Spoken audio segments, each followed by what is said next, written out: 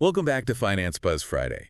You know us, your weekly dose of what's new and noteworthy in the world of finance. Always exciting times. That's right. And today we're going deep on a topic that's going to hit a lot of you finance pros where it counts. Hitting the bottom line, huh? You could say that. We're talking about the new corporate criminal offense, failure to prevent fraud.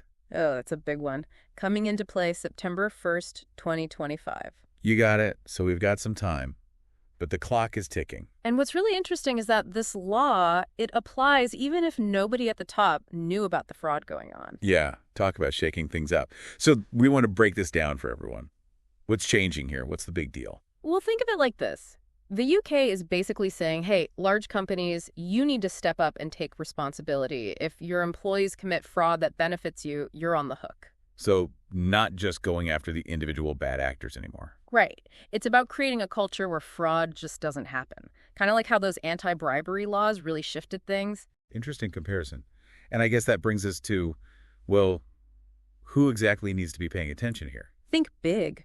Large financial institutions, your banks, investment firms, the big insurance companies, those are the main targets. But not every financial institution. No. You have to hit at least 2 out of 3 criteria. Okay, lay it on us. What are the magic numbers? More than 250 employees, turnover over £36 million, or assets worth more than $18 million. So we're talking major players here. Got it. But let's get down to brass tacks. What does failure to prevent fraud actually look like in the real world? Well, we can paint some pictures for sure. Imagine you've got a bank, right?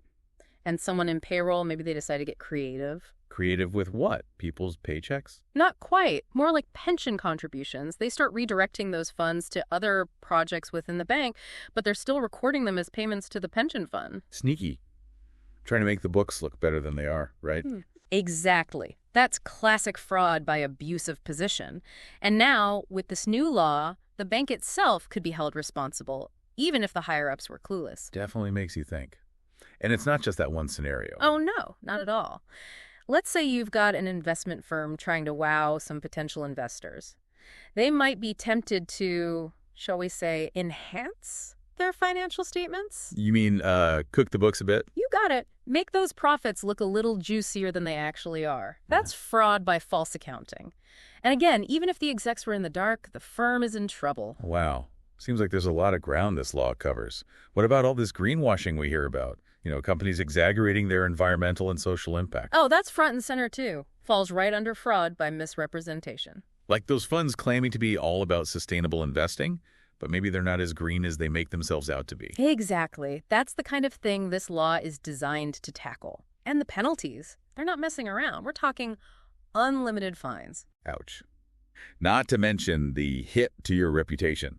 For financial institutions, that can be even worse. Absolutely. Trust is everything in this business. So it sounds like financial institutions, they're going to need to be proactive here. Yeah. What's step one to avoid ending up on the wrong side of this new law? First things first, they need a thorough risk assessment, top to bottom. Gotta find all those cracks where fraud could slip in. Like a vulnerability scan, but for fraud. Right, you got it. Identify those weak spots in their controls. Figure out what might tempt someone to commit fraud in the first place. Understand the human element. Exactly. And address any cultural factors that might, even unintentionally, make fraud seem acceptable. It sounds like you need a deep understanding of how the financial services industry works to do this right. Absolutely. Each sector's got its own unique risks. Banks need to watch out for things like money laundering. Investment firms, they're more worried about insider trading, that kind of thing. Okay, so you've mapped out the risks. Now what? I mean, putting measures in place to actually prevent fraud, that sounds like a whole other beast. It's a challenge, no doubt. But here's the thing. A lot of those good governance and risk management principles, the ones financial institutions are already familiar with. Right. They already have some of that stuff in place. Exactly. They can build on that to meet the new law's requirements. Give us some concrete examples. What can they actually do? Okay, so one key concept is proportionate procedures. It's about tailoring your fraud prevention measures to the specific risks you uncovered. So a small regional bank, they wouldn't need the same fancy systems as a global giant, right? You got it. It's all about matching the level of sophistication to the level of risk. But some things are fundamental no matter what size you are. Like what? Give us the basics. Segregation of duties is a big one. You want to make sure no single person has too much power over a process. You mean like the person who approves a transaction shouldn't be the same one who reconciles the accounts? Bingo. Checks and balances, and regular account reconciliation is crucial too. Catch those discrepancies early before they turn into major headaches. Yeah, staying on top of things. Makes sense. And strong internal controls over sensitive data and systems. You need to know who's accessing what and keep an eye out for anything fishy. So access restrictions, monitoring, that kind of thing. You got it. But let's not forget the human factor. Employees are on the front lines. They're often the first to spot a potential problem. And that's where training comes in. Exactly. Invest in those training programs. Make sure everyone knows the different types of fraud, how to spot red flags, how to report something suspicious. Create that culture of awareness. Exactly. But it's not just about knowing what to look for. It's about feeling empowered to speak up. That's where whistleblowing comes in. Whistleblowing, that could be a tricky subject. Yeah. Especially in finance, right? How do you make people feel safe reporting something? It starts with a clear, easy-to-use whistleblowing policy. You need to lay out the process, guarantee confidentiality, and make it crystal clear that there will be no retaliation. So no negative consequences for doing the right thing. Exactly. But it can't just be words on paper. You got to actively promote it, remind people about it regularly, and make sure they know how to use it. Make it part of the company DNA. That's it.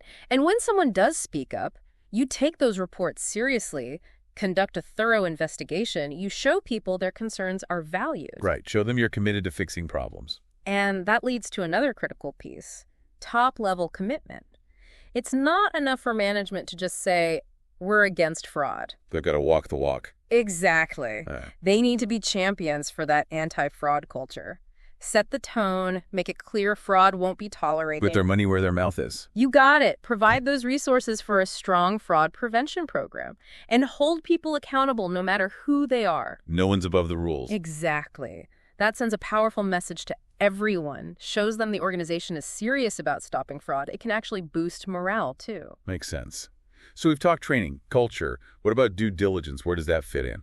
Due diligence. Oh, that's huge, especially in financial services. It's about knowing your business partners inside and out. Customers, suppliers, anyone you're working with. So don't just take things at face value. Do your homework. Exactly.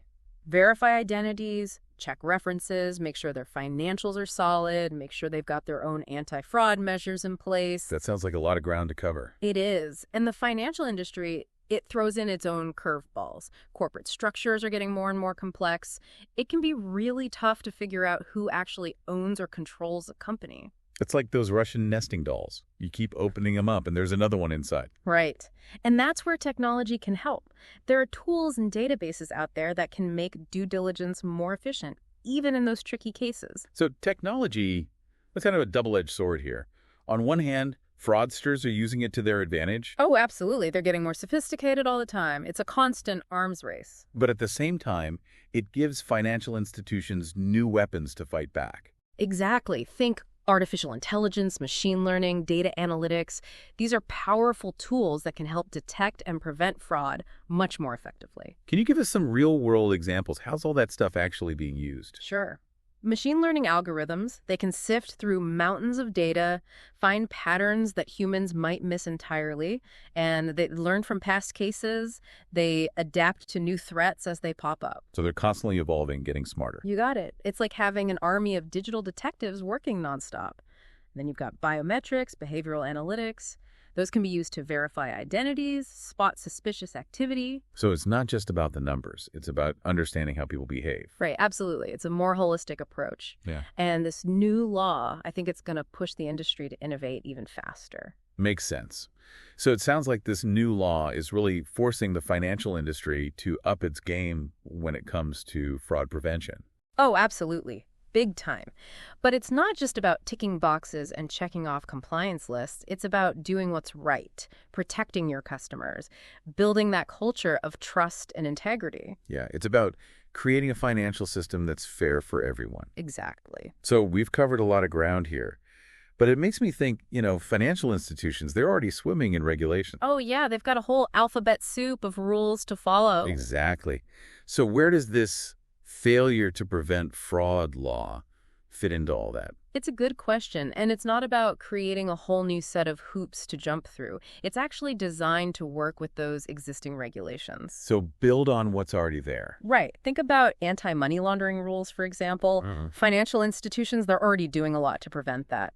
Know your customer checks, transaction monitoring, reporting suspicious activity. Yeah, those are pretty strict already. They are, and a lot of those same principles, they can be applied to preventing other kinds of fraud, too. So it's about adapting those existing systems, expanding them to cover a wider range of, well, shady stuff. Exactly. And don't forget about auditing requirements. Those are key, too. Because those audits, they make sure financial reports are accurate. Right. And that can be a big deterrent to fraud. If a company's books are a mess, that's a red flag that something might be off. Makes sense. But just because a company gets a clean audit, that doesn't mean they're in the clear with this new law, right? Oh, no, not at all. This goes way beyond just financial reporting. It's about building that culture of fraud prevention throughout the entire organization. It's got to be proactive. It's got to be holistic. Now, the financial world, it's a complicated beast. Does that make it harder to put this law into practice? It definitely adds some layers, yeah. So many different products and services, transactions, each with its own risks. And the industry's constantly evolving, right? Yeah. New technology, new financial instruments popping up all the time. Exactly. And on top of all that, the fraudsters, they're not standing still either. They're getting more creative, more sophisticated all the time. So it's a constant game of cat and mouse. You got it. But yeah, the complexity, it's a challenge. And then you've got the global nature of the industry. Financial institutions, they're operating across borders, and that makes tracking and preventing fraud a whole lot trickier. Because a fraudster could be in one country, the victim in another. Makes it harder to investigate, harder to prosecute. Exactly. It needs international cooperation, and that's not always easy to get. And then there's the data privacy issue. Oh, yeah, that's a big one for financial institutions. Tons of sensitive customer data to protect. Right. But you also need to share information to fight fraud effectively. So finding that balance, that's going to be crucial. So a lot of challenges. But are there any, well, silver linings here? Any potential upsides to all of this? Oh, I think so. For one, I think this law is going to push the industry to come up with some really innovative solutions for fraud prevention.